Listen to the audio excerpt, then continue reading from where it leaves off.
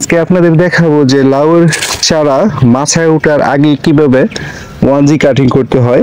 তো তার ফলে আপনার কি উপকারিতা এবং অপকারিতা সে বিষয়ে আলোচনা করব। তো এই যে লাউয়ের চারা দেখতে পাচ্ছেন যে এই যে মাছা ওঠার আগে কিন্তু আমি লাউয়ের ডোকাটা কেটে দিছিলাম। তো এই যে এখান থেকে একটা আপনার শাখা মিলছে, তো এটা মাত্র মাছায় উঠতেছে।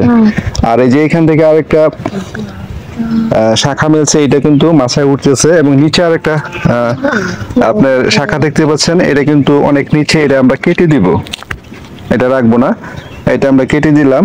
তো তারপরে যে এখানে আরেকটা শাখা দেখতে পাচ্ছেন, তো এই শাখাটা রাখলেও কিন্তু আপনার লাউয়ের যে আরেকটা শাখা মিলছে এটা কিন্তু মোটা হবে না এবং ফলন কম হবে।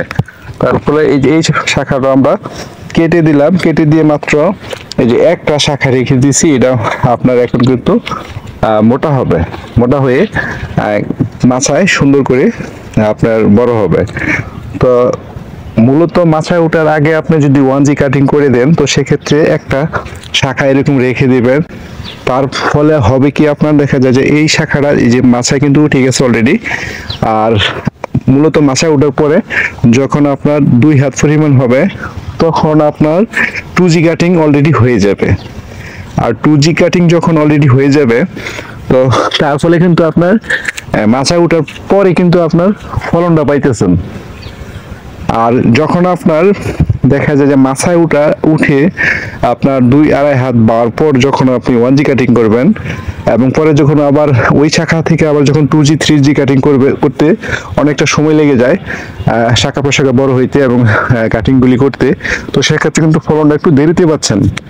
আর যখন আপনি মাছায় ওঠার আগেই 1G কাটিং কমপ্লিট করে দেবেন, তারপর যখন মাছায় উঠবে, উঠার পর আপনি যখন 2G এবং 3G কাটিং করবেন, তো সেটা কিন্তু সময়টা আপনার মানে আগে আসছে। তো সেক্ষেত্রে কিন্তু আপনার স্ত্রী ফুল প্রচুর আসবে এবং হচ্ছে আপনার এই মাছায় উঠার সাথে সাথে আপনার ফলনটা পেয়ে যাবেন। তো আমি মূলত এই মাছার মধ্যে কয়েকটা ছাড়া আপনার দেখা যায় যে পরীক্ষামূলক মাছায় ওঠার আগেই আমি ডোকা কেটে দিয়েছি, 1G কাটিং করেছি এবং কিছু কিছু মাছায় ওঠার পরে কাটিং করছি। তো দেখবো যে পরীক্ষামূলক যে কোনটায় আগে ফলন আসে। তো তার ফলে কিন্তু আমি আপনাদের আপডেট আরো জানাতে পারবো যে পরবর্তী ভিডিওতে যে কোনটা ফলনটা বেশি হয়েছে বা কোনটা ফলনটা আগে আসছে।